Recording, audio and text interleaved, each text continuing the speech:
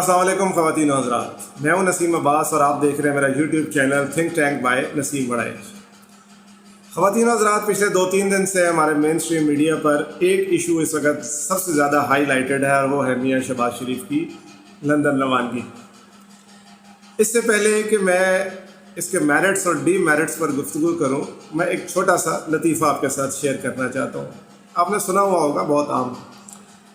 کوئی صاحب جو ہے وہ بینک میں چیک جمع کروانے کے لیے گئے اور انہوں نے مینیجر سے پوچھا کہ یہ فنڈس ٹرانسفر ہونے میں کتنا ٹائم لگ جائے گا، تو مینیجر نے بتایا کہ 2 سے 3 دن۔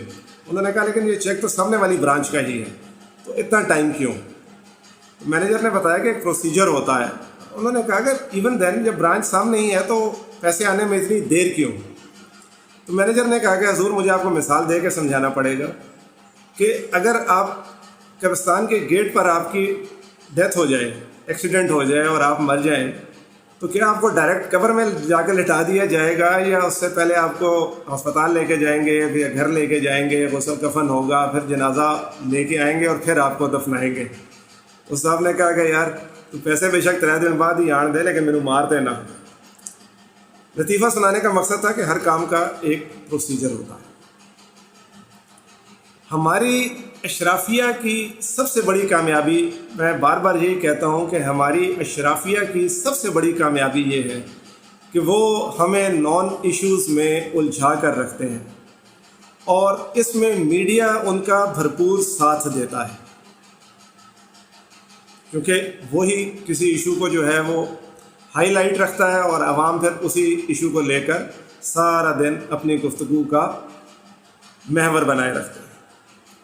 میاں شہباز شریف نے عدالت سے رجوع کیا، عدالت نے ان کی بیل اپروو کی اور عدالت نے ہی ان کو باہر جانے کی اجازت دی۔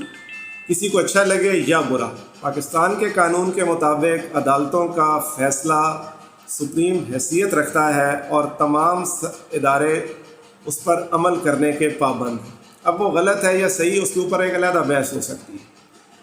تو یہاں میاں شہباز شریف نے بالکل رائٹ پاتھ اپنایا، یعنی کہ جس ادارے سے اجازت لینی تھی اسی ادارے سے اجازت لی۔ اب مسئلہ یہ ہے کہ ان کے جو ترجمان ہیں، کیونکہ یہ ترجمان بھی جو ہے نا، یہ لیڈرز کا بیڑا غرق کرنے میں بہت بڑا کردار ادا کرتے ہیں۔ تارڑ صاحب فرماتے ہیں کہ میاں صاحب کا نام کسی بھی لسٹ میں شامل نہیں تھا اور حکومت نے ان کو روک کر توہین عدالت کی ہے۔ حکومتی ترجمان جو کہ ہمیشہ ہی کوئی نہ کوئی بونگی دلیل سامنے لاتے ہیں، ان کا یہ کہنا ہے کہ جی ہم نے ان کو جانے نہیں دینا۔ بھائی جب عدالت نے فیصلہ کر دیا تو آپ تو نہیں روک سکتے نا، اس نے امپلیمنٹ ہونا ہی ہے، آج نہیں ہوگا تو کل ہو جائے گا۔ اب ہے اس کے فیصلے کے میرٹس اور ڈی میرٹس کو دیکھیں۔ جیسے کہ میں نے شروع میں لطیفہ سنا دیا، اس کا مقصد یہی تھا کہ ایک پروسیجر ہوتا۔ عدالت جب بھی کوئی فیصلہ کرتی ہے، عدالت ایون جب کسی مجرم یا ملزم کو ضمانت دیتی ہے اور ضمانت پر رہا کرنے کا حکم دیتی ہے، تو فلموں ڈراموں میں تو ہم نے دیکھا ہے کہ وہ عدالت سے ہی بندہ رہا ہو کے گھر چلا جاتا ہے، لیکن ایسا ہوتا نہیں۔ عدالتی فیصلے پر ایک روپکار تیار ہوتی ہے، وہ روپکار جیل پہنچائی جاتی ہے۔ عدالتی فیصلہ ڈائریکٹ نہیں پہنچایا جاتا، یا عدالتی فیصلہ جیل کے عملہ عدالت میں کھڑا ہو کے سن رہا ہوتا ہے تو وہ مجرم یا ملزم کو رہا نہیں کر دیتا۔ اس کے ایک پروسیجر ہے، وہ روپکار جاتی ہے، بعض اوقات اسی دن ہو جاتا ہے، بعض اوقات وہ اگلے دن پہ بات جاتی ہے، اور تب ملزم یا مجرم وہاں سے جیل سے رہا ہو کر ضمانت پر باہر آتا۔ شہباز شریف صاحب کے ترجمانوں کا کہنا ہے کہ میاں صاحب کا نام کسی لسٹ پر نہیں تھا۔ تو حضور اگر کسی لسٹ پر ان کا نام ہی نہیں تھا، باہر جانے میں کوئی قباحت نہیں تھی، تو آپ عدالت سے اجازت لینے کیوں گئے تھے؟ عدالت سے کس چیز کی اجازت لینے گئے تھے باہر جانے کی؟ یقیناً کوئی نہ کوئی ایسی لیگل ہچ ضرور تھی جس سے کے مطابق بغیر عدالت کے حکم کے میاں صاحب باہر نہیں جا سکتے تھے۔ آپ نے کیا کیا؟ آپ وکیل ہیں، آپ لوگ 30 سال سے حکمران ہیں، کیا آپ پروسیجر نہیں جانتے؟ پروسیجرز آپ کو پتہ تھے، بس آپ نے ایک چانس لیا کہ شاید میں نکل جاؤں گا کیونکہ چھٹیوں والا ایشو آ رہا ہے۔ آپ کو عدالتی فیصلہ امپلیمنٹ کروانے کے لیے متعلقہ ادارے کو وہ فیصلہ بھجوانا پڑتا ہے، اور پھر متعلقہ ادارہ اپنا کام کرتا ہے۔ FIA عدالت کا فیصلہ ڈائریکٹلی نہیں لیتی۔ تو حضور ہمیں بیوقوف بنانا بند کریں، آپ نے پروسیجر فالو نہیں کیا جس کی وجہ سے آپ کو ہزیمت اٹھانی پڑی، اس کو تسلیم کریں، بس اتنی سی بات۔ اب آ جاتے ہیں حکومتی ترجمانوں کی جانب. جناب وزیر مشیر شہزاد اکبر صاحب، فواد چودھری اور جناب یہ اب بیٹھے ہوئے ہیں اور ایک عجیب بے پرکی اڑائی ہوئی ہے کہ میاں صاحب بھاگ رہے ہیں، میاں صاحب یہ کر رہے ہیں، میاں صاحب وہ کر رہے ہیں.